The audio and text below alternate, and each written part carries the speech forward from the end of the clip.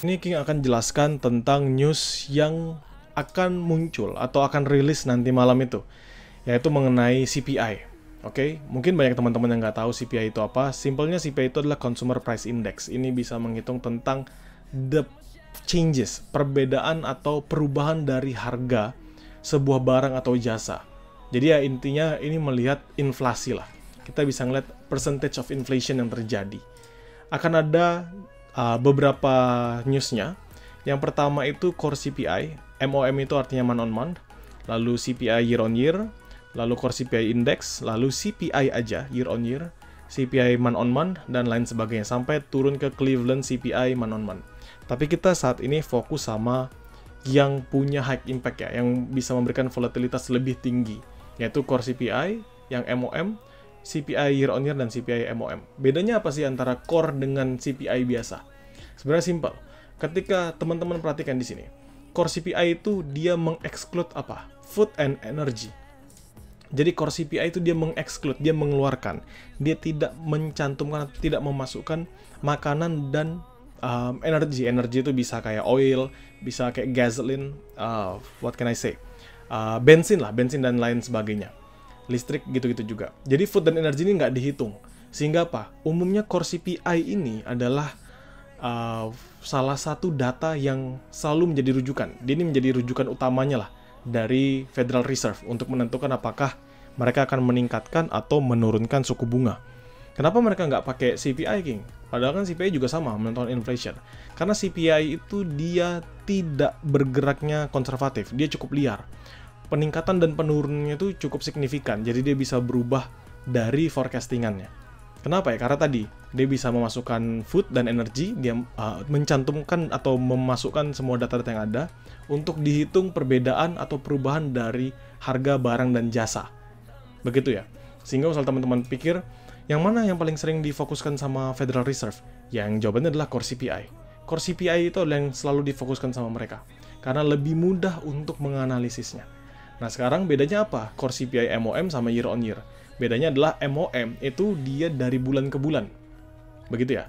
Dia ngeliatnya dari bulan ke bulan. Berarti kalau setelah kita ngomongin core CPI MOM, ini core CPI MOM, maka dia ngeliatnya adalah bulan ke bulan. Januari sekarang dengan Desember yang lalu. Desember yang lalu dengan November yang lalu. Begitu. Dia membandingkannya bulan ke bulan. Sedangkan kalau kita bahas year on year, maka dia membandingkannya antara tahunan. Gitu. Dia melihatnya tahunan. Perbedaannya dalam tahun, disetahunkan. Nah, sekarang teman-teman perhatikan di sini. Core CPI MOM, ya month on month-nya untuk Januari itu 0,3 dan 0,3. Kanan ini adalah previous. Yang tengah ini adalah forecasting, dan yang kiri nanti keluar data di sini adalah si actual-nya. Yang kita bandingkan adalah data actual dengan si forecastingannya untuk melihat pergerakan dari XAUUSD. Tapi kalau misalnya mau memahami makroekonominya, yang teman-teman bandingkan adalah data actual, data si actualnya dengan si previousnya, gitu. Cuman itu nanti kita bahas. Core CPI MOM ini dan Core CPI year on year umumnya dia selalu mirip dengan forecastingannya. Jadi kita bisa pastikan bahwa Core CPI MOM besar kemungkinan dia netral, which is dia akan di 0,3 juga, dan Core CPI year on year juga akan di 3,7, gitu ya. Kenapa? Jadi teman-teman bisa perhatikan ini adalah data dari Januari 11 2024 sampai ke September 13 2022. Teman-teman bisa ngelihat datanya yang paling banyak itu adalah dia tetap sama. Yang warnanya nggak ada berubah, nggak ada merah dan nggak ada hijau ini. Kenapa ya? Karena memang umumnya core CPI itu dia lebih konservatif. Dia itu nggak begitu fluktuatif pergerakannya dan lebih mudah untuk dianalisis. Gitu. Sedangkan kalau misalnya kita ngomongin CPI, ya ini dia signifikan, bisa naik dan turunnya cukup signifikan. Nah ini yang nanti membawa perubahan terhadap pergerakan XAUUSD. Simpelnya apa? Simpelnya kita baca di sini. A higher than expected, yang lebih tinggi daripada diekspektasikan, maka positif atau bullish untuk USD, dan kalau lower, maka dia akan negatif atau bearish pada USD. Dan ini adalah salah satu cara paling mudah untuk memahaminya ya. Cara paling mudah untuk memahaminya. Dan kalau teman-teman perhatikan, kondisi previousnya adalah 3,4 dengan forecastingnya 2,9. If nanti actualnya adalah 3%, berarti kan dia positif. Positif for USD. Maka teman-teman bisa sell XAUUSD. But if dia ada di 2,8 atau 2,7, maka itu bet for USD. Teman-teman bisa nge-buy si teman-teman bisa nge-buy untuk si XAUSD-nya. Begitu ya. Jadi kita nggak akan pernah tahu apa hasil news nanti malam. Kenapa? Karena data actualnya hanya rilis di jam tersebut. Kalau teman-teman tahu data actualnya dari sekarang, either teman-teman cenayang, either teman-teman hoki karena probabilitasnya hanya 50 banding 50, atau teman-teman anaknya dari Powell, atau cucunya, atau teman-teman saudara kandungnya, terserah. Yang mungkin punya informasi lebih cepat untuk tahu pergerakannya. Begitu. Kenapa? Karena orang yang di institusi pun mereka juga nggak bisa tahu data ini. Mereka hanya bisa apa tadi? Forecasting. Hanya bisa memperkirakan. Nah, kondisi nanti malam bagaimana? Simple. Ketika good news kita sell XAUSD, ketika bad news kita buy XAUSD. Tapi yang mana lebih tendensi kondisi saat ini? Kalau dari King sendiri, tendensinya adalah tetap nge-buy XAUSD. Tendensinya. Kenapa? Karena King yakin data dari CPI-nya nanti ini, ya, dia akan sama atau mengalami penurunan. Tapi yang konsennya core CPI ini kita bisa tahu, karena memang dia mengalami penurunan kan, 3,7 dari 3,9 dia mengalami penurunan.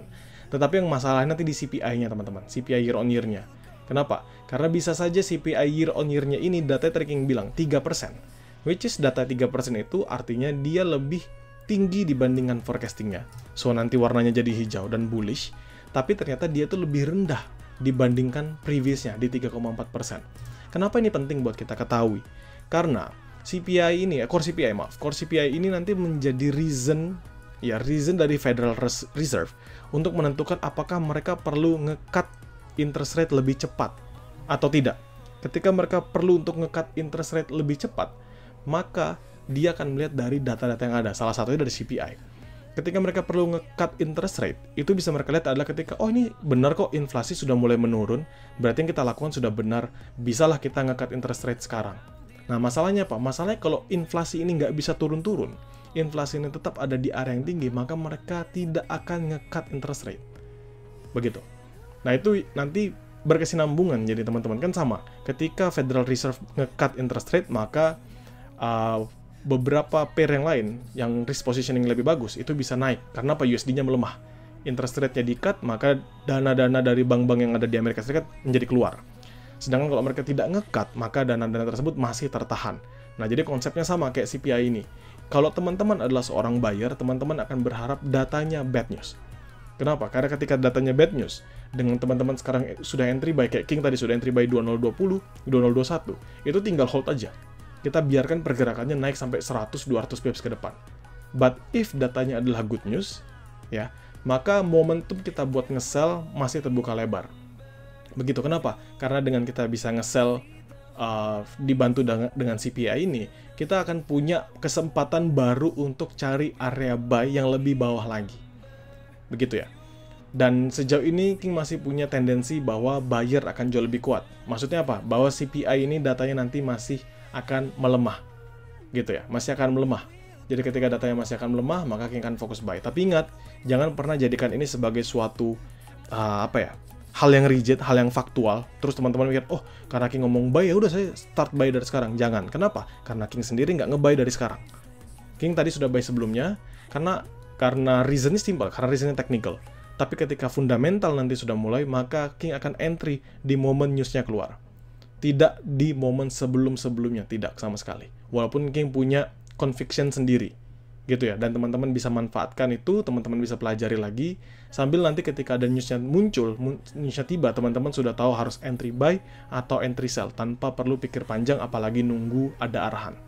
So, mungkin itu dari King ya. Semoga bisa membantu teman-teman. Kalau masih bingung, nanti kita tinggal lihat aja hasilnya apa. Nanti kita tinggal bikin video selanjutnya untuk ngebahas apakah dia sesuai dengan fundamental. Karena sejauh ini, apalagi newsnya CPI atau misalnya NFP, umumnya dia tuh bergerak 70-80% sesuai dengan hasil newsnya.